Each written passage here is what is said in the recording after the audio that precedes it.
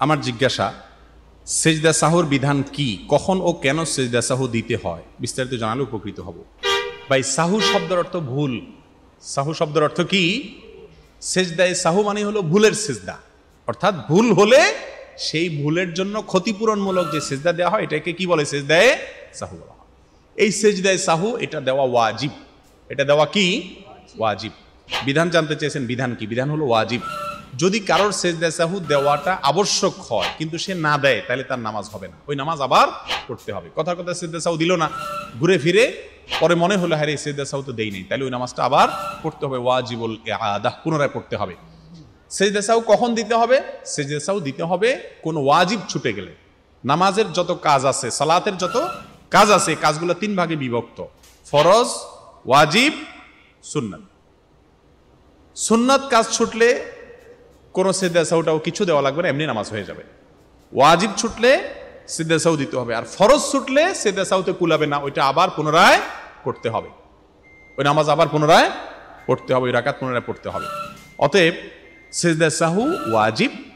যদি ওয়াজিব ছোটে তাহলে সেজদায়ে সাহুতে সেটাতে ক্ষতিপূরণ হয়ে যাবে। এখন নামাজের ওয়াজিব কি, ফরজ কি, সে তালিকা আপনি জানেন। জানার পরে আপনার যদি ওয়াজিব ছুটে যায় ভুলে ছুটে গেলে সেজদায়ে সাহু দিলে নামাজ হয়ে যাবে। আর যদি ইচ্ছাকৃত কেউ ওয়াজিব ছেড়ে দেয় তাহলে সেজদায়ে সাহুতে কুলাবে না, নামাজই হবে না। ফরজ সালাতের পর ইমাম সাহেব কর্তৃক সম্মিলিত মুনাজাত করা জায়েজ আছে কি না? গতকালকে ব্রাহ্মণবাড়িয়াতে প্রশ্ন করেছেন, একই প্রশ্ন। আমি যে কথা বলেছি সেটা আবারও আজকে রিপিট করছি, সেটা হলো জায়েজ আছে কি না। ইবাদতে জায়েজ খুঁজবেন না, ইবাদতে সুন্নাত খুঁজতে হবে। কি খুঁজতে হবে?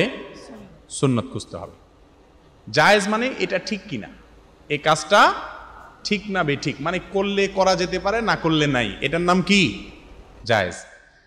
ইবাদত এটা কিভাবে করবো আমরা, তার পদ্ধতি শেখানোর জন্য আল্লাহ তাআলা তার রাসূল সাল্লাল্লাহু আলাইহি সাল্লামকে পাঠিয়েছেন। তিনি হলেন মডেল। তিনি হলেন কি? মডেল, স্যাম্পল আল্লাহর পক্ষ থেকে। তাকে দেখে দেখে ইবাদত করতে হবে। এই জন্য ইবাদতের ক্ষেত্রে প্রশ্ন এভাবে করতে হবে যে এই ইবাদতটাতে নবীজি কিভাবে করেছেন, তিনি কিভাবে করতে বলেছেন, এই ইবাদতের সুন্নাত পদ্ধতি কি, নবীজির বাতানো পদ্ধতি কি, এটা জানা হলো আমাদের জন্য আবশ্যক। প্রশ্ন করতে পারাটাও একটা জ্ঞানের ব্যাপার। আস-সুআলু নিসফুল ইলম, হাদিসে আসছে সুন্দর করে প্রশ্ন করতে পারা জ্ঞানের অর্ধেক। এই জন্য নামাজের পরে মুনাজাত করা এটা জায়েজ না নাজায়েজ এই প্রশ্ন না, প্রশ্ন আসবে সুন্নাত নাকি সুন্নাত না। কথা কি বুঝাতে পারছি?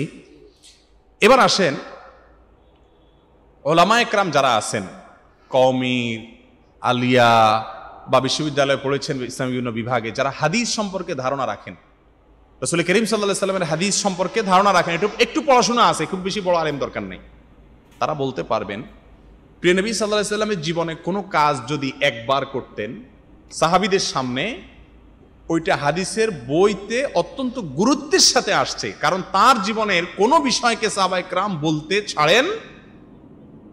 এমনকি টয়লেটের ভেতরে কিভাবে তিনি পবিত্রতা অর্জন করতেন তার বিবরণ হাদিসে, স্ত্রী সহবাসের সময় কি দোয়া পড়তেন তার বিবরণ হাদিসে, কোন একটা যুদ্ধে ফজরের পর মুখ দিয়ে বিড়বিড় করে একটা দোয়া নিজে নিজে পড়ছেন, জোর দিয়া না। সাহাবায়ে কেরাম সামনে ছিলেন, তারা তো সব জান্নাতের পাগল ছিলেন। ইয়া রাসূলুল্লাহ, আপনি বিড়বিড় করে কি দোয়া পড়ছেন আমাদেরকে একটু বলেন। এই ছিল সাহাবায়ে কেরাম। তিনি কখন কোন দিকে থুতু ফেলেছেন, কি করেছেন তার বিবরণ হাদিসে আছে না নাই? 5 ওয়াক্ত নামাজ রাসূল আকরাম সাল্লাল্লাহু আলাইহি সাল্লামের জীবনে তো বিচ্ছিন্ন ঘটনা না, নিয়মিত 5 ওয়াক্ত নামাজ তিনি পড়েছেন, ইমামতি করে সবার সামনে প্রকাশ্য দিবালোকে পড়াইছেন। পড়ান না? পড়ান নাই? মদিনাতে 10 বছর ধরে 5 ওয়াক্ত নামাজের ইমামতি করেছেন। 10 বছরে সম্ভবত প্রায় 18,000 ওয়াক্ত নামাজ হয়। তার ওয়াফাতের পরে 4 খলিফা মিলে 30 বছর ইমামতি করেছেন। 30 বছরে আর 10 মোট 40 বছর মিলে প্রায় 80,000-এর কাছাকাছি ওয়াক্ত নামাজ পড়েছে। এবার যারা হাদিস সম্পর্কে একটু ধারণা রাখেন ভাই, আমি বিনয়ের সাথে বলতে চাই, আল্লাহর ওয়াস্তে কোনো পক্ষ বিপক্ষে না গিয়া নিজের বিবেককে জিজ্ঞাসা করেন, 80,000 বার যে কাজটা করা হয়েছে এটা যদি 80 বারও করা হইতো, 80,000 বারের মধ্যে যদি 80 বারও করা হইতো, 8 বারও যদি করা হইতো, তাহলে বুখারী, মুসলিম, তিরমিজি, ইবনে মাজাহ, নাসাই, আবু দাউদ, মুসনাদে আহমদ হাদিসের কিতাবগুলোতে শত শত বর্ণনা থাকতো কি থাকতো না? কারণ সাহাবীদের সামনে নামাজ হয়েছে, সবাই বর্ণনা করতো, ঠিক না ঠিক? কিন্তু ভাইরা আমার, প্রিয় নবী সাল্লাল্লাহু আলাইহি ওয়াসাল্লাম 5 ওয়াক্ত নামাজের পরে সালাম ফেরানোর পরে আমাদের মতো এরকম রেডিমেড মুনাজাত দিয়েছেন বা দিতেন নিয়মিত, এরকম কোন বর্ণনা হাদিসের কিতাবগুলোতে নাই। আমি তো নাই বলছি, এবার আপনি খুঁজে দেখেন হাদিসের কিতাবগুলোতে একটা বর্ণনা আছে ভুরি ভুরি ভুরি ভুরি, সেটা কি? সালাম ফেরানোর পরে নবীজি ইস্তেগফার করতেন, আস্তাগফিরুল্লাহ আস্তাগফিরুল্লাহ আস্তাগফিরুল্লাহ। বুখারীর এক বর্ণনা আছে, আব্দুল্লাহ ইবনে মাসউদ রাদিয়াল্লাহু তাআলা আনহু বলেছেন যে সালাম ফেরানোর পরে তিনি আল্লাহু আকবার শুনেছেন। যদি এটা নিয়ে আলোচনা আছে, অনেক কথা আছে। আল্লাহুম্মা আনতাস সালাম ওয়া মিনকাস সালাম তাবারাকতা ইয়া যাল জালালি ওয়াল ইকরাম পড়েছেন। একবার সূরা ইখলাস, একবার ফালাক, একবার নাস পড়েছেন। আল্লাহুম্মা আইন্নি আলা যিকরিকা ওয়া শুকরিকা ওয়া হুসনি ইবাদাতিক পড়েছেন। লা ইলাহা ইল্লাল্লাহু ওয়াহদাহু লা শারীকা লাহু লাহুল মুলকু ওয়া লাহুল হামদ ইউহয়ী ওয়া ইয়ুমীতু ওয়া হুয়া আলা কুল্লি শাইইন কাদির পড়েছেন। লা ইলাহা ইল্লাল্লাহু মুখলিসিন লাহুদ-দ্বীন ওয়া লাহু কারিহাল কাফিরুন পড়েছেন। আরো কত দোয়া পড়েছেন। এই দোয়াগুলো কি আমাদের দেশে মানুষ জানে? নবীজি যেগুলো পড়েছেন বলে বহু হাদিসে আছে, কোনো সন্দেহ নাই, সেগুলো আমরা জানি না। আমরা রেডিমেড মুনাজাত জানি। রেডিমেড মুনাজাত বুঝেন তো? লেফট রাইট, বুঝেন নাই? ভাইরা আমার, নামাজের পরে দোয়া কবুল হয়, ভুল বুঝবেন না। আবার সালাম ফেরানোর পরে আল্লাহর কাছে কিছু চাওয়া দরকার, অবশ্যই আপনি হাত তুলে চাইতে পারেন, কোনো সমস্যা নেই। হাদিসে আসছে 2 সময় দোয়া কবুল হয়, একটা হলো নামাজের পরে, আরেকটা হলো ভোর রাত। এই জন্য নামাজের পরে দোয়া কবুল হয়। আপনার বিশেষ কোনো অসুবিধা হয়েছে আল্লাহর কাছে, হাত তোলেন, দোয়া করেন, কোনো অসুবিধা নেই। কিন্তু এটাকে রেডিমেড সিস্টেম বানায় নিছি আমাদের দেশে। কোনো ইমাম সাহেব যদি ভুলে কোনো এক ওয়াক্তে সম্মিলিত মোনাজাত না দেয়, অথবা দিছে কিন্তু ইমাম সাহেব বেচারার অনেক মনে দুঃখ, আল্লাহর কাছে অনেক চাওয়া, এটার মোনাজাতটা লম্বা হয়ে গেছে, মনে করেন মিনিট 5 গেল আর কি, ধরেন, কি অবস্থা হবে বলেন? ইমামতি নিয়ে টানাটানি শুরু হবে কি হবে না? এর মানে হলো আমরা মনে করি ইমাম সাহেবের সাথে তুলতে হবে, নামাইতে হবে, নিয়মিত করতে হবে, বাদ দেওয়া যাবে না, এবং এটা নামাজের অংশ, ঠিক না ঠিক? এই জন্য কেউ হয়তো নামাজে সালাম ফেরানোর পরে দুরুদ, এই দোয়াগুলো পড়তেছে, জিকিরগুলো পড়তেছে, যদি সেই ইমামের সাথে হাত না তোলে, ডান পাশ থেকে এরকম কোনোই দিয়া গুতাগুতি চলে কি চলে না? এর মানে তুমি বসে আছো কেন? আরে ভাই হাত তোলো। আবার ইমাম সাহেব দোয়া শেষ করছে, ওই বেচারার হয়তো দোয়া একটু বেশি আছে, তার বাপ মারা গেছে, মা মারা গেছে, চাকরি নাই, বউ জন্য দোয়া করবে, সে আটু লম্বা দোয়া করতেছে, এখন হাত নামায় নাই, সবাই নামায় ফেলছে, তাও আবার গুতাগুতি করে, ঠিক না ঠিক? আরে ভাই নামাও তুমি, সবাই নামায় ফেলছে।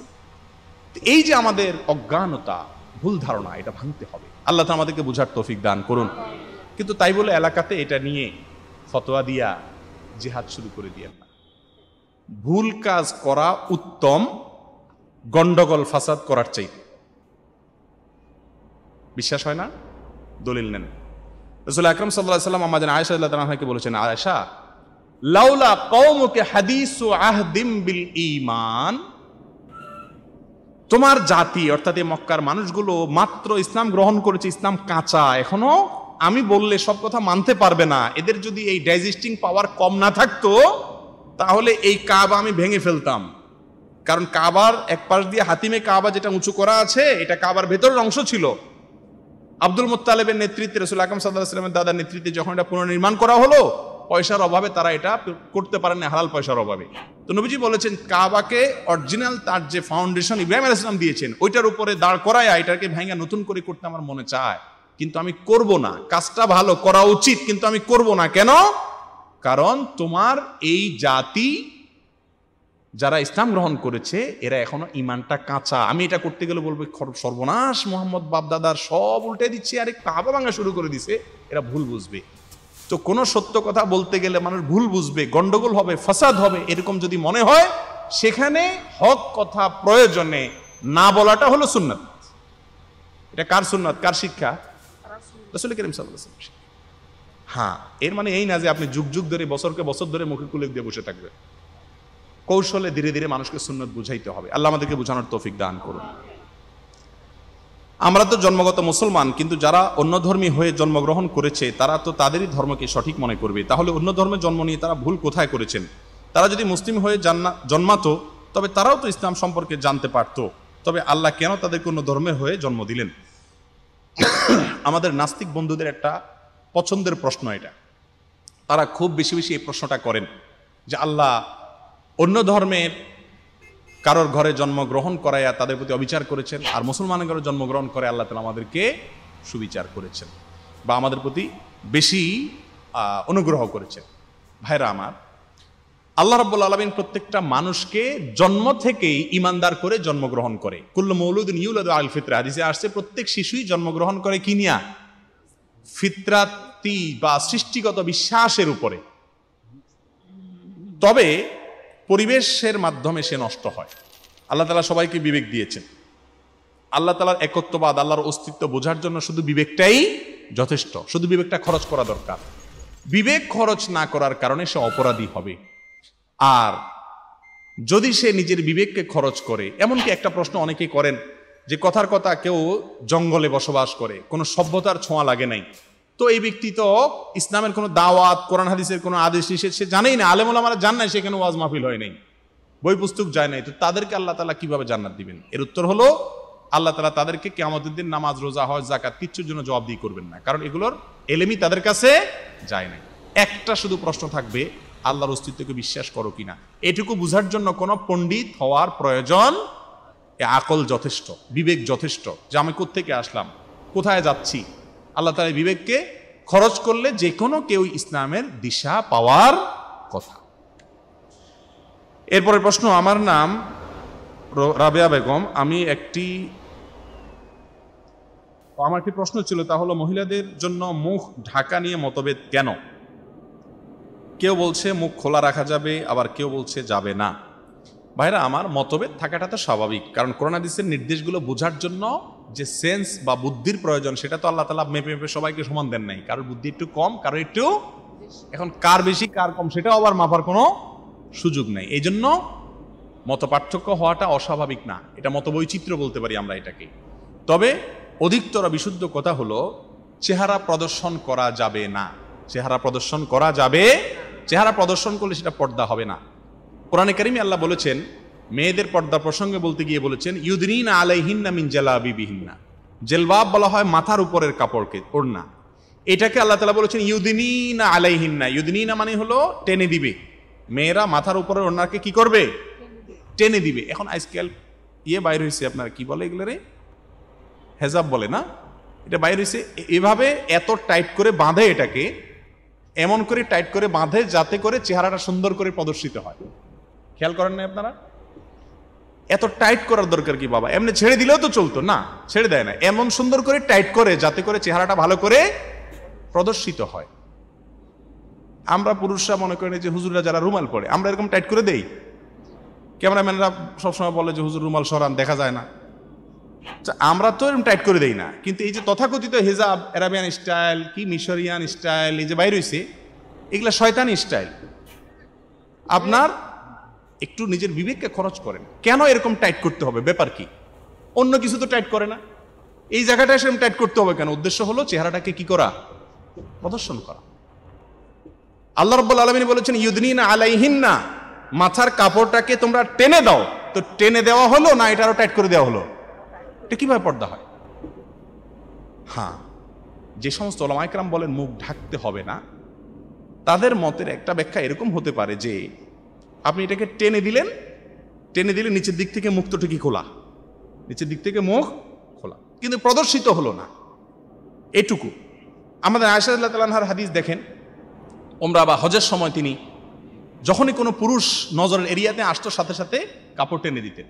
চেহারা প্রদর্শন করা যদি জায়েজই হতো তাহলে এত কষ্ট করার দরকার হতো না। হ্যাঁ, চেহারা খোলা রাখা জায়েজ, চেহারা খোলা রাখা এক জিনিস, আর প্রদর্শন করা, খোলা রাখার মানে বুঝেন নাই? এভাবে যদি আপনি টেনে দেন কথার কথা, তাহলে খোলা হলো না? এরকম জায়েজ আছে, কোনো অসুবিধা নেই। কোনো মহিলা যদি বলে যে আমি টেনে দেব পুরোটাকে, আমি আপনার ওই যে কি বলে নেকাব দিয়ে আমি বাঁধবো না, কোনো অসুবিধা নেই, জায়েজ আছে। আপনি টেনে দেন যাতে প্রদর্শিত না হয়, এরপর আপনি চলেন, কোনো অসুবিধা নেই। কথা কি বুঝাইতে পারছি? তাহলে খোলা রাখা এক জিনিস আর প্রদর্শন করা আরেক জিনিস। এখন খোলা রাখা হচ্ছে না, প্রদর্শন করা হচ্ছে। সবচেয়ে বেশি আকর্ষণ তো চেহারা দেখে হয়। আরে ভাই, যেই যুগে পশু নিরাপদ না, গরু ছাগল নিরাপদ না, 5 বছরের শিশু, কন্যা শিশু নিরাপদ না, 60 বছর 70 বছরের বৃদ্ধা নিরাপদ না, সেই যুগে আপনি চেহারা উন্মুক্ত রাখবেন, প্রদর্শন রাখবেন আর সমাজ শৃঙ্খলায় থাকবে, এটা কোনোদিনই হতে পারে না। আল্লাহ তাআলা আমাদেরকে বুঝার তৌফিক দান করুন।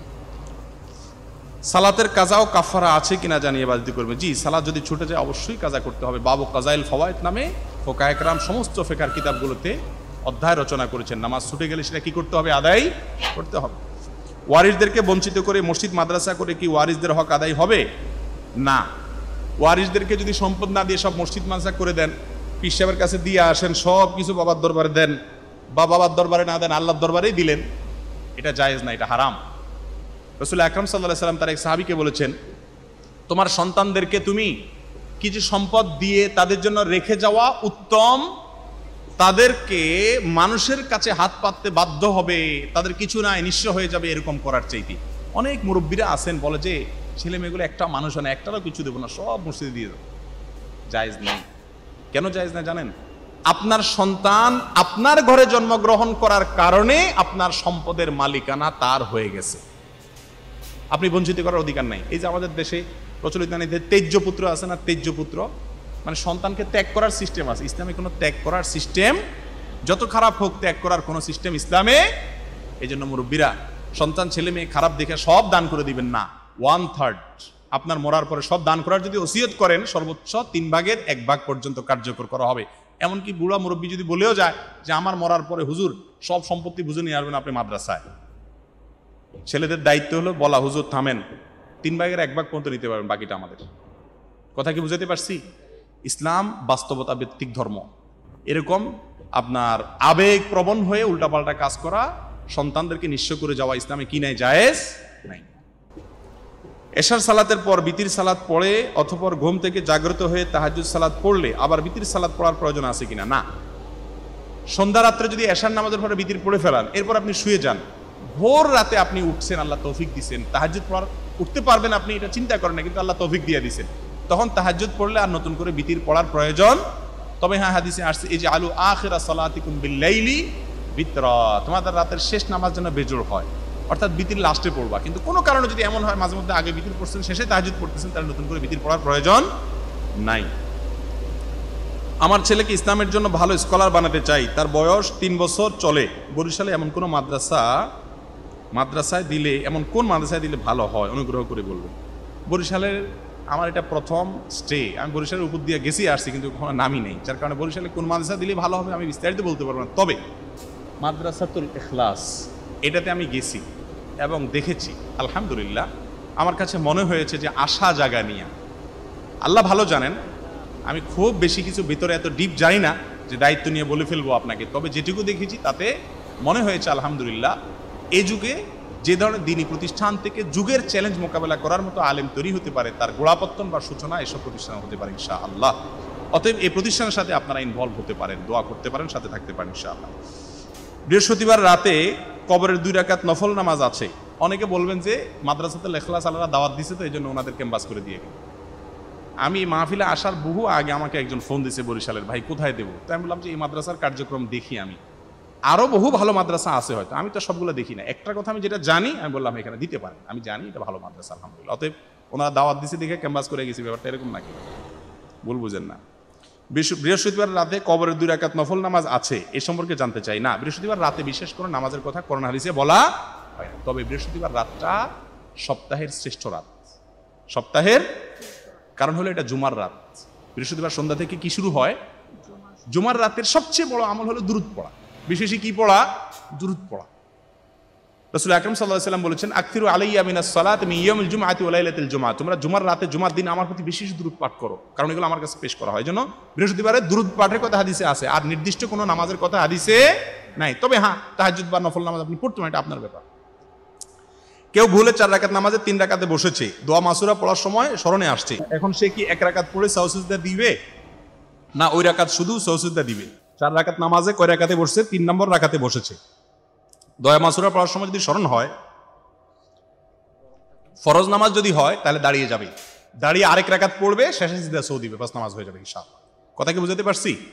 এমনকি সুন্নাত নামাজও যদি হয় বেজোড় না, মাগরিব এবং বিতির ছাড়া আর কোনো বেজোড় নামাজ ইসলামে নাই, অতএব জোর করতে হবে। 3 নম্বর রাকাতের যদি দোয়া মাসুরাতেও মনে পড়ে, সালাম ফেরানোর আগেও মনে পড়ে, তাহলে সাথে সাথে দাঁড়ায় আরেক রাকাত পড়ে শেষে কি দিতে হবে? সিজদা সাহু দিতে হবে। কারো উপরে কেউ যদি কোনো কালো জাদু কুফুরি কালাম প্রয়োগ করে তাহলে তার করণীয় কি, এ থেকে উত্তরণের উপায় কি? আমরা বলেছি আলোচনার মধ্যে, আলহামদুলিল্লাহ ওইটা আমল করলেই চলবে। ইসলামে কি মামা তার ভাগ্নিকে বিবাহ করা জায়েজ আছে কিনা, যথাযথ দলিল দিলে উপকৃত হব। কোরআনে কারিমে আল্লাহ রাব্বুল আলামিন মাহরামের তালিকায় বলেছেন ওয়া খালাতিকা, তোমার মায়ের বোনের সাথে তোমার দেখা দেওয়া জায়েজ। ফুফু তোমার খালুর সাথে, খালু বলতে আপনার খাল বলা হয় আরবিতে, যার বাংলা অর্থ হয় হলো মামা। বাংলায় খালু মানে তো ভিন্ন জিনিস, কিন্তু আরবিতে খালাহ বলা হয় মায়ের ভাই বোনকে, তো তাদেরকে মাহরাম বলে আল্লাহ তাআলা কোরআনে ঘোষণা দিয়েছেন, যার কারণে তাদের সাথে বিবাহ বন্ধনে আবদ্ধ হওয়া কি নাই, জায়েজ নেই। তবে চাচাতো মামা, জ্যাঠাতো মামা দূরবর্তী যদি হয় তাহলে বিয়ে করাতে কোনো অসুবিধা। আমার এক বোন ইউনিভার্সিটিতে পড়ে, সে সবসময় হিজাব নেকাব মেনটেন করে, কিন্তু অ্যালার্জির কারণে হাত মোজা পড়ায় তার হাত পা ফুলে উঠে, এক্ষেত্রে বিধান কি? হাত মোজা পা মোজা পড়তেই হবে এমন কোনো জরুরি না। এমন পোশাক পরবেন যাতে হাত প্রদর্শিত না হয়, এমন পোশাক পরবেন যাতে পায়ের অলংকার, হাতের অলংকার, চুড়ি এগুলো প্রদর্শিত না হয়। আল্লাহ বলেছেন ওয়ালা ইউবদিনা যিনাতাহুন্না, সৌন্দর্য যেন না প্রকাশ না করে, হাতে চুড়ি এটা সৌন্দর্য, এটা যেন প্রকাশ না করে, ঢেকে রাখে। অতএব এগুলো লম্বা হাতা পড়লেই চলবে যথাসম্ভব। দেখুন, পর্দা যদি কেউ করার চেষ্টা করে তাহলে কিন্তু তার সাধারণ পোশাকে রেখেও তিনি পর্দা করতে পারেন। একটু বড় ওড়না পরলেন, ওইটার ভিতরে ঢেকে ঢুকে থাকার চেষ্টা করলেন, আর যদি নিয়ত খারাপ থাকে তাহলে বোরকা পরেও টাইট করে ফিট করে পরে চলবে। বিধায় এটা অসুবিধা হবে না, তিনি মাযুর ইনশাআল্লাহ। এক হাদিসে পড়েছি পাপ গোপন রাখতে বলা হয়েছে, অন্য আরেক হাদিসে পড়েছি গোপনে পাপকারী পাহাড় সমতুল্য সওয়াব চুরমার করে দেয়া হবে। হাদিস দুটোর ব্যাখ্যা জানাবেন। গোপনে ইচ্ছাকৃত ঠান্ডা মাথায় মানুষ থেকে লুকায়া লুকায়া পাপ করা, এটা তো জঘন্য অপরাধ, নিয়মিত করা। কিন্তু গোপন পাপ করার পরে সেটাকে আবার প্রকাশ করা, এটা আর ডবল অপরাধ। নবী সাল্লাল্লাহু আলাইহি ওয়াসাল্লাম বলেছেন কুল্লু উম্মতি মুআফান ইল্লাল মুজাহিরুন, আমার সব উম্মতকে কিয়ামতের দিন মাফ করা হবে, কিন্তু যারা পাপ করে আবার বলে বেড়ায় মানুষের কাছে বা প্রকাশ্যে করে বেড়ায়, দেখায় বেড়ায়, তাদেরকে মাফ করা হবে না। আমি জানতে চাচ্ছি, স্ত্রী স্বামীর অনুমতি ব্যতীত বাবার বাড়ি যেতে চায়, সেক্ষেত্রে স্বামীর করণীয় কি? আত্মীয়দের সাথে সম্পর্ক রক্ষা করা এটা জরুরি একটি কাজ। স্ত্রী তার বাবার বাড়ি যেতে চায়, বাপ মার সাথে সম্পর্ক রাখতে চায়, এটা ভালো কথা। স্বামী সেই ভালো কাজে বাধা দেয়া উচিত না। কিন্তু স্ত্রী যদি সকাল বিকালে ভালো কাজ করতে যায়, রান্না বাড়া সব বাদ দিয়া সকাল বিকাল শুধু এই পছন্দ মতো মিষ্টি সুন্নত আদায় করতে চায়, তাহলে সেটা তো অবশ্যই ভুল। ওইটা অবশ্যই স্ত্রীকে স্বামী কন্ট্রোল করার, নিয়ন্ত্রণ করার, পরামর্শ দেওয়ার অধিকার সংরক্ষণ করে। কিন্তু এটা যেমন সত্য যে অনেক মহিলা সকাল বিকাল এই আত্মীয়তার সম্পর্ক রক্ষার দোহাই দিয়া স্বামীর বাসারে বৃদ্ধাঙ্গুল দেখায় দৌড় দেয়, আবার এটাও সত্য বহু অমানুষ স্বামীও আছে যে বাবার বাড়ি থেকে মেয়েকে কি রাখতে চায়, দূরে রাখতে চায়। এই স্বামীও অপরাধী, আর স্ত্রী যদি এরকম সকাল বিকাল যায় সেও অপরাধী। স্বামীকে অনুমতি নিয়ে, আস্থায় নিয়ে যেতে হবে, আর স্বামী ও স্ত্রীর বিষয়টাকে বুঝতে হবে। নামাজের মধ্যে জোরে আমিন বলতে দেখি নাই, কিন্তু আহলে হাদিস জোরে আমিন বলে। এখন জোরে আমিন বলা জায়েজ আছে কিনা, সঠিক দলিল দিলে উপকৃত হব। ভাই, জোরে সলাতে সূরা ফাতিহা, ইমাম সাহেব সূরা ফাতিহা শেষ করার পরে জোরে আমিন বলা এবং আস্তে আমিন বলা দুইটাই হাদিস থেকে প্রমাণিত, দুইটাই হাদিস থেকে। প্রশ্নকর্তা বলেছেন যে আগে দেখি নাই। হ্যাঁ, আমাদের দেশে বেশিরভাগ মানুষ হানাফি মাযহাব ফলো করেন, সেই জন্য ওইটা দেখেন নাই। এখন গ্লোবালাইজেশনের যুগ, গোটা পৃথিবী হাতের মুঠোয়। আমেরিকাতে কি হচ্ছে আমরা এখান থেকে দেখে ফেলতেছি। এটা 100 বছর আগে, 50 বছর আগে সুযোগ ছিল না, যার কারণে এটা এখন জানছি। তবে হ্যাঁ, জোরে আমিন করার, নামাজের মধ্যে সূরা ফাতিহার জোরে আমিন যে বলে, এটার সপক্ষে হাদিস, বিশুদ্ধ হাদিস আছে। এটা করলে সেটাকে হাদিস বিরোধী, হারাম কাজ করছে এরকম মনে করা উচিত না। জোরে আমিন বললে অনেক সময় মসজিদ থেকে বের করে দেয়। আমাদের দেশে মসজিদে চোর, ডাকাত, দুর্নীতিবাজ সবাই আসতে পারে, বিড়িখোরও আসতে পারে, সিগারেট খোরও পারে কি পারে না? বাংলাদেশে এমন কোনো মসজিদ আছে যে মসজিদে লেখা আছে এখানে কোনো সিগারেট খোর আসতে পারবে না? আছে? সব আকাম কুকাম করে মসজিদে আসতে পারবে, কিন্তু একটা হাদিসের ওপর আমলকারী ব্যক্তি মসজিদে আসলে তখন চুলকানি শুরু হয়ে যায়। এটা কেমন কথা? আবার এটাও ঠিক যে যেখানে জোরে আমিন বলা হয় না, বেশিরভাগ মানুষ হানাফি মাযহাব ফলো করেন, ওইটার সপক্ষেও হাদিস আছে, সেখানে হুট করে আপনি জোরে আমিন বলে আশপাশের লোক যারা আছে তারা যদি ডিস্টার্ব করেন বা তারা যদি ডিস্টার্ব ফিল করে, তাহলে আপনি সেই ব্যাপারে সমীহ করা, তাদের ডিস্টার্বের দিকটা খেয়াল করাও আপনার দায়িত্বের মধ্যে পড়ে। আমরা কামড়া কামড়িতে এত ওস্তাদ হয়েছি, এখন ভাই আমিন যদি না বলে, জোরে আর আসতে বাদ দেন, জোরে আর আসতে বাদ দেন, আমিনই যদি আপনি না বলেন, নামাজ হবে কি হবে না? তো এরকম একটা বিষয়ের জন্য আপনি ঝগড়া করা, গন্ডগোল করা, আশপাশের লোকরা যদি আপনাকে বের করে দেয়, তা বের করা পর্যন্ত আপনি কেন গেলেন? আপনাকে বের করা পর্যন্ত যেতে বলছে কে? একটু আগে তো আপনাদেরকে শোনালাম, রাসূল আকরাম সাল্লাল্লাহু আলাইহি সাল্লাম কাবা ঘরকে ভেঙে পুনর্নির্মাণ করতে চাইছেন, কাজটা ভালো ছিল, কিন্তু সে ভালো কাজটা তিনি করেন না, মানুষ ভুল বুঝবে, তাহলে বিশৃঙ্খলা হবে, সেরকম কাজ কেন করব আমরা? ডক্টর খন্দকার আব্দুল্লাহ জাহাঙ্গীর রাহিমাহুল্লাহ বলেছেন, জান্নাতের দায়িত্ব যদি আল্লাহ তাআলা বাঙালির হাতে দিতেন, জান্নাত খালি থাকতো, একটা সিটও বুক হইতো না, জান্নাতে কোনো মানুষই যাইতো না, কারণ প্রত্যেকে বলতো না বেটা, আরে বেটা আমিন বল, জোরে বলস না বেটা, যা জাহান্নামে দৌড়। আবার যে জোরে আমিনের পক্ষে বিপক্ষে, সে বলতো বেটা জোরে আমিন বলে মুসল্লিদের ডিস্টার্ব করো, যা জাহান্নামে ভাগ। কেউ কোনো দিন প্রতিপক্ষকে মাফ করতে রাজি না, যে ভাই সে একটা আমল করছে, আমি একটু সবর, সবর জিনিসটা আমাদের মধ্যে নেই। আল্লাহ তাআলা আমাদেরকে বোঝার তৌফিক দান করুন। মুসলিমদেরকে ঐক্যের পথ, মুসলিমদের ঐক্যের পথ কোনটি? ভাই ঐক্যের পথ হলো নেক হওয়া। तुम एक नहीं होगे जब तक तुम नेक नहीं होगे, और तुम नेक नहीं होगे जब तक तुम एक नहीं होगे। ঐক্য ততক্ষণ হবে না যতক্ষণ পর্যন্ত আমরা ভালো মানুষ না হব। ঐক্য কেন হয় না? ঐক্য না হওয়ার কারণ কি? বাইদুল হক মসজিদের সাবেক খতিব মরহুম ওবায়দুল হক সাহেব রাহিমাহুল্লাহ অনেকগুলো কারণ উল্লেখ করেছেন, তার ভিতরে একটা বড় কারণ উনি দেখাইছেন যে ঐক্য না হওয়ার কারণ হলো দুনিয়ার ধান্দা, স্বার্থ, নেতৃত্ব। আমি আপনারটা মানতে না, আপনি আমারটা মানতে রাজি না। আমি সাধারণ মানুষদেরকে সবসময় বলি, ভাই আলেমদের মধ্যে ঐক্য সৃষ্টি হোক, আপনারা চান কি চান না?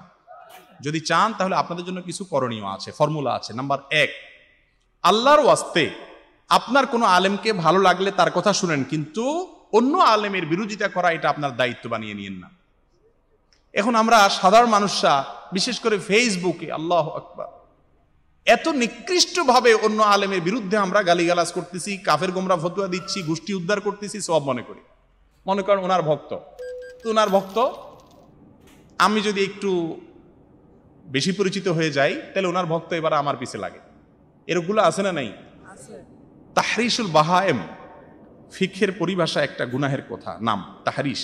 তাহরিসুল বাহায়েম মানে হলো চতুষ্প, ওই যে আপনারা দেখেন না ষাঁড়ের লড়াই হয় না আমাদের দেশে, ষাঁড়ের লড়াই, মুরগির লড়াই, এটা কিন্তু হারাম, এটা জায়েজ নেই, হাদিসে নিষেধ আছে। কোনো পশুকে অন্য পশুর বিরুদ্ধে খেপায় দিও না, কোনো পশুকে অন্য পশুর বিরুদ্ধে খেপায় দিও। এখন মনে করেন আপনি ষাঁড়ের লড়াই লাগাইলেন, তাহলে ষাঁড় এ তো বিবেক নাই, আকল নাই, সে তো মানুষ না। লড়াই করতে গিয়ে রক্তাক্ত করে ফেলবে, ক্ষতি করবে, নিজের ক্ষতি করবে, আরেকজনের ক্ষতি করবে। অবলা প্রাণীকে একজনের বিরুদ্ধে আরেকজনের বিরুদ্ধে খেপায় তোলা জায়েজ নাই, হাদিসে নিষেধ আছে।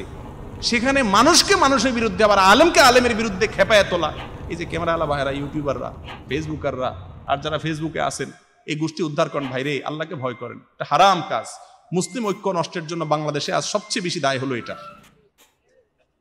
এখন এই যে আলেমদেরকে একজনকে আরেকজনের বিরুদ্ধে পিন লাগাই দেওয়ার জন্য কিছু লোক আছে না নাই, এরা মনে করে এই পিনগুলা দিলে জান্নাতে মনে হয় 1 ইঞ্চি চলে যাবে, প্রত্যেকটা পিনে জাহান্নামের দিকে যাবে। ঠিক না ভাই? ঠিক। আল্লাহ তাআলা আমাদেরকে বোঝার তৌফিক দান করুন। ভাই কোন আলেমকে ভক্তি করেন, দোষ নাই, কিন্তু অন্য আলেমের বিরুদ্ধে করবেন না, ঠিক আছে তো ইনশাআল্লাহ? আর ফেসবুককে জিহাদের জায়গা জানাবেন না। জিহাদ মানে হলো এই শয়তানি জিহাদ আর কি, একজনকে আরেকজনের পিছু লাগালাই করা। আপনি আপনার ভালো কাজের কথা বলে যান, আরেকজনের পিছু লাগিয়েন। আল্লাহ আমাদেরকে বোঝার তৌফিক দান। অনেক ফর্মুলা আছে, সময় নেই। বাংলাদেশের বাইরে মুসলিমরা নির্যাতিত হলো, আমাদের করণীয় কি? বাংলাদেশের বাইরে আমরা চাইলে কি যেতে পারবো? যে কোনো জায়গায় কোনো অন্যায় দেখলে হাত দিয়ে নবী সাল্লাল্লাহু আলাইহি সাল্লাম সেটাকে কি করতে বলেছেন? পরিবর্তন করতে বলেছেন, যদি ক্ষমতা থাকে। এখন আমাদের কি পৃথিবীর যে কোনো জায়গায় যাওয়ার সুযোগ আছে? নাই। আর সবচেয়ে বড় কথা হলো যে এ জাতীয় কাজগুলোতে দেশের শীর্ষস্থানীয় ওলামায়ে কেরামের উপরে আস্থা রাখবেন। করণীয় কি সেটা কে বলবেন? ওলামায়ে কেরাম। কোরআন এবং হাদিস থেকে যে আমলটা ঐক্যবদ্ধ আমল, সেটাকে টেনে এনে নিজেরা ফতোয়া বানায় ফেলবেন। তো ফতোয়া বানাইলে তার উপর আমল করেন, আমল না করে খোঁচাখুচি করে ফতোয়া নিজেও আমল করেন না, আরেকজনকে খোঁচান, হ্যাঁ করেন না কেন, করেন না কেন। এটা আরেক ফিতনা। আল্লাহ তাআলা আমাদেরকে বোঝার তৌফিক দান করুন। তাহিয়াতুল ওযু মসজিদে এবং ফজরের সুন্নাতের নিয়তে একসাথে করা যাবে কিনা? যাবে। একই নিয়তে তাহিয়াতুল ওযু এবং মসজিদে ঢুকার নামাজ এবং ফজরের সুন্নাতের নামাজ, তিনটা একসাথে তাদাখুল করা, একটা ভিতর আরেকটা ঢুকানো জায়েজ হবে। আমি বেসরকারি চাকরি করি, অফিসিয়াল কাজের জন্য অফিস থেকে ঋণ নিয়ে মোটরসাইকেল ক্রয় করা হয়, যে ঋণ মাসিক বেতন থেকে কর্তন করা হয়। এ পর্যায়ে আমার মোটরসাইকেলের যাকাত দেওয়া লাগবে কি না? আপনি যদি ঋণ নিয়ে করেন তাহলে সেক্ষেত্রে যেহেতু ঋণগ্রস্ত আছেন আপনি, অতএব এটার জাকাত দিতে হবে না, এটা আপনার যদি প্রয়োজনীয় বাহন হিসেবে ব্যবহার করেন। কবর বা মাজারে মান্নত করা যাবে কিনা? কবর বা মাজারে মান্নত করা যাবে না, মান্নত করতে হবে আল্লাহর জন্য। কোনো মাজারে যিনি শায়িত আছেন তার মন থেকে মান্নত করা যাবে না। রাসূল করিম সাল্লাল্লাহু আলাইহি ওয়াসাল্লাম বলেছেন, মান নাযারা আন ইয়াসি আল্লাহ ফালা ইয়াসিহি, যদি কেউ অন্যায়ভাবে মানত করে তাহলে সে মানত পুরা করা তার জন্য কি না জায়েজ না, এটা শিরক। ওই যে শিরক বলছি ভয়াবহ ব্যাপার, আল্লাহর নামে করা যায়, এটা অন্য কারোর নামে সেটা কি হবে? শিরক হবে, এটা করা যাবে না। বেদাত চেনার উপায় কি? বেদাত চেনার জন্য একটা চমৎকার ফার্সি ভাষা একটা কবিতার পঙ্খোক্তি বলেছেন মুফতি ফয়জুল্লাহ রহমতুল্লাহ আলাই। হাটাজারি মাদ্রাসার সাবেক শিক্ষক, পরে মেখল মাদ্রাসা নির্মাণ করেছেন। বেদাতের বিরুদ্ধে সারা জীবন যুদ্ধ করে গেছেন। এখন কওমি মাদ্রাসার সে ঐতিহ্য আর নাই। মুফতি ফয়জুল্লাহ রহমতুল্লাহ আলাইহের ছাত্র মুফতি সাইফুল ইসলাম রহমতুল্লাহর কাছে আমি পড়েছি, আমি দেখেছি আমাদের ওস্তাদদেরকে বেদাতের বিরুদ্ধে কত কঠোর ছিলেন। এখন সব গোলালু, বেদাত টেদাত সব করে গড়া হয়। মুফতি ফয়জুল্লাহ রহমতুল্লাহ একটা কথা বলেছেন, গায়রে দিরা দি সুমরদান বেদাত আস, ফার্সি ভাষায়, যার অর্থ হলো যেটা দিন না ওইটাকে দিন মনে করা কি বেদাত। কিছু মানুষ আছে দেখবেন বলে, ভাই বেদাত মানে নতুন জিনিস, তাহলে মাইকে তো নতুন জিনিস, আপনার এটা কেন ব্যবহার করে? আজগুবি কথাবার্তা। এটারে কেউ দিন মনে করে যে মাইকে ওয়াজ করলে সওয়াব হবে আর মাইকটা সরাই ফেললে সওয়াব হবে, এরকম কেউ বলে? তাহলে বোঝা গেল এটা দিন মনে করে করেন, এটা দুনিয়া, ঠিক কি না? দুনিয়া মনে করে, দুনিয়ার জন্য যত নতুন হয় তত ভালো, মাইক যত আপডেট হবে তত কি ভালো, মোবাইলের ভার্সন যত আপডেটেড হবে তত ভালো, আর দিনের ক্ষেত্রে যত ওল্ড হবে তত বিধায় দিন না, সেটাকে দিন মনে করাই বেদাত। কবর জিয়ারতের সুন্নতি পদ্ধতি কি? ভাই কবর জিয়ারত মানে কবরের বাসীর সাথে সাক্ষাৎ করা। জিয়ারত মানে কি? সাক্ষাৎ। কবর জিয়ারত আমরা কেন করি আগে বলেন তো দেখি? কবর জিয়ারত কেন করতে হয়? মৃত ব্যক্তির জন্য দোয়া করা না, ওইটা সেকেন্ড উদ্দেশ্য। প্রথম উদ্দেশ্য কোনটা? কবরস্থানে গেলে যাতে আমার মৌতের কথা স্মরণ হয়। নবী সাল্লাল্লাহু আলাইহি ওয়াসাল্লাম বলেছেন, ইন্নী নাহাইতুকুম আন জিয়ারাতিল কুবুর ফাজুরুহা। একসময় তোমাদেরকে কবর জিয়ারত করতে নিষেধ করছি, এখন জিয়ারত করিও। ফাইন্নাহা তুযাক্কিরুকুমুল আখিরাহ, কারণ কবর জিয়ারত করলে আখিরাতের কথা স্মরণ আসবে, এইজন্য কবর জিয়ারত করা সুন্নাত। কিন্তু কবর জিয়ারত করা সুন্নাত পদ্ধতি হলো সেখানে গিয়ে সালাম পেশ করবেন। ওযু থাকলে ভালো, না থাকলে কোনো অসুবিধা নেই। সেখানে যে হাত তুলে দোয়া করার দরকার নাই। আল্লাহকা মুত্তাকিসুরকু একবার সূরা ইখলাস আরো কি কি আছে বিভিন্ন গদবাদা, এরকম কোন সিস্টেম হাদিসে বর্ণিত। শুধুমাত্র সালাম পেশ করবেন, সালামুন আলাইকুম দারা কওমিন মুমিনিন ওয়া ইন্না ইনশাআল্লাহু বিকুম লাহিকুন, আরো বিভিন্ন রকমের হাদিসে দোয়া আছে, সেগুলো পড়বেন। বরিশাল বিশ্ববিদ্যালয়ে এক ঝাঁক তরুণ এখানে উপস্থিত আছেন যারা আপনাকে আল্লাহর জন্য ভালোবাসেন। ইসলামপন্থী যুবক হিসেবে আমাদের যদি অল্প কথায় উপদেশ দেন। ভাইরা আমার, যুবক ভাইদের জন্য সবচেয়ে বড় কথা হলো কোরআন এবং হাদিসের ইলম অর্জন করবেন। একটু একটু করে কোরআন এবং হাদিসের ইলম অর্জন করবেন। একটা সংক্ষিপ্ত ব্যাখ্যালা কোরআন নেবেন, একটু একটু করে পড়বেন। একটা হাদিস রাখবেন, হাদিস গ্রন্থ রাখবেন, রিয়াদুস সালিহিনটা রাখতে পারেন, একটু একটু করে পড়বেন। ডক্টর খন্দকার আব্দুল্লাহ জাহাঙ্গীর রহমাল্লাহ রচিত ইসলামী আকিদা, রাহে বেলায়েত, ইহয়াউস সুনান, পোশাক, দেহসজ্জা, এই সমস্ত বইগুলো রাখবেন এবং একটু একটু করে পড়বেন। ইলম অর্জন করা হলো সবচেয়ে বড় বিষয়, এক।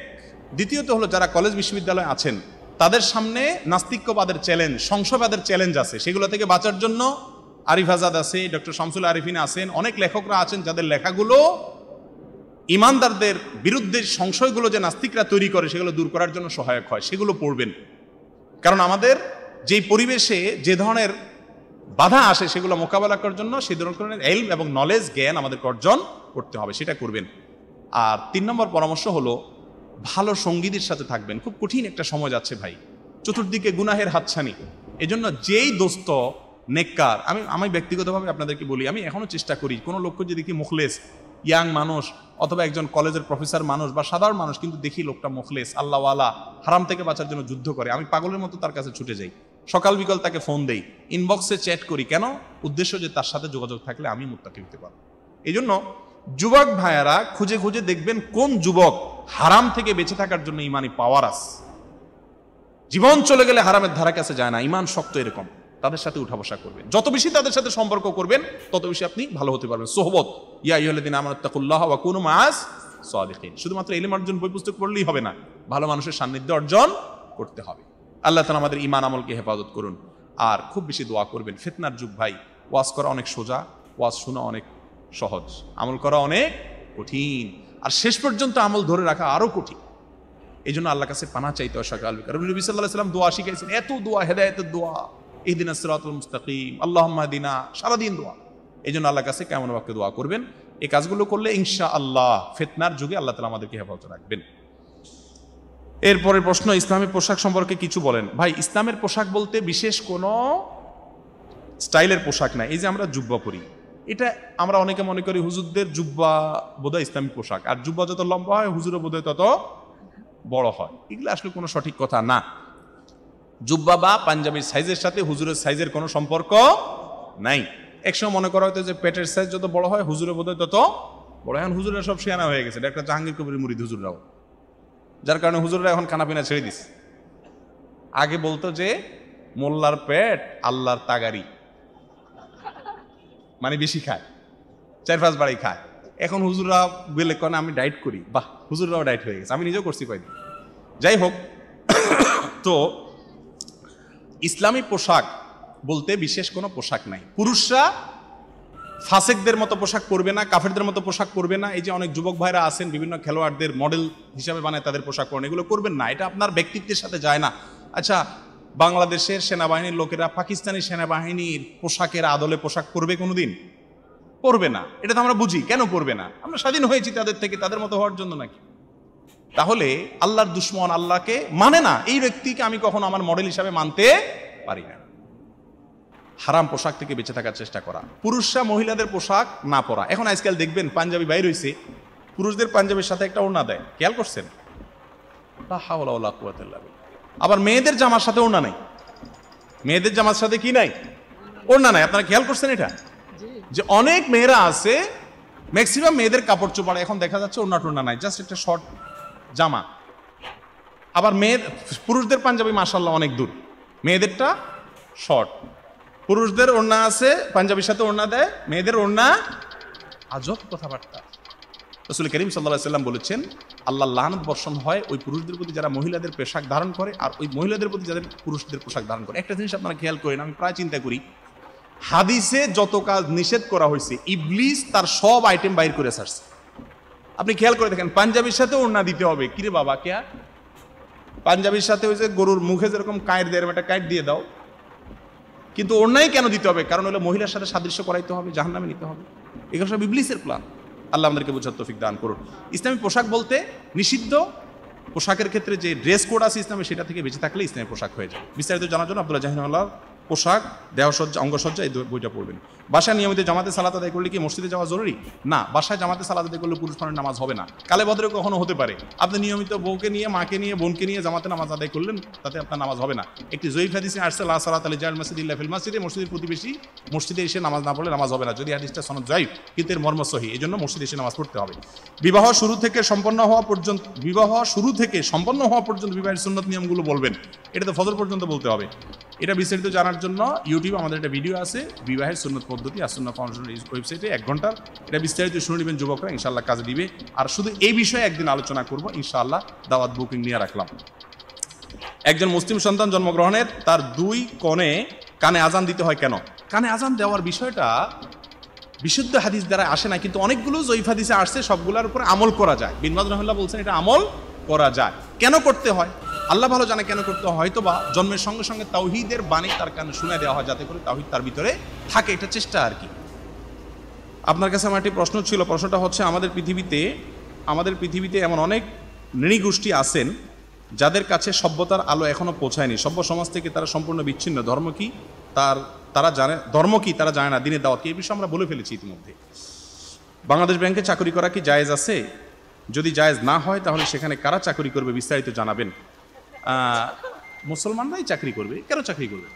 জাস্ট ওইটাকে ইসলামাইজ করে ফেলতে হবে। এই আস্তে আস্তে ধীরে ধীরে চেষ্টা করতে হবে। আলহামদুলিল্লাহ, বাংলাদেশে গত 1-2 দশকে ব্যাপকভাবে ইসলামী ব্যাংকিংয়ের উন্নতি হয়েছে। ইসলামী ব্যাংকিংয়ে কতটা ইসলাম চর্চা হয় সেটা বড় প্রশ্নের বিষয়, কিন্তু শুরু তো হয়েছে আলহামদুলিল্লাহ। এবার আগে তো ইসলামী করা শুরু হলে, এবার ইসলামী কত % আছে সেটাকে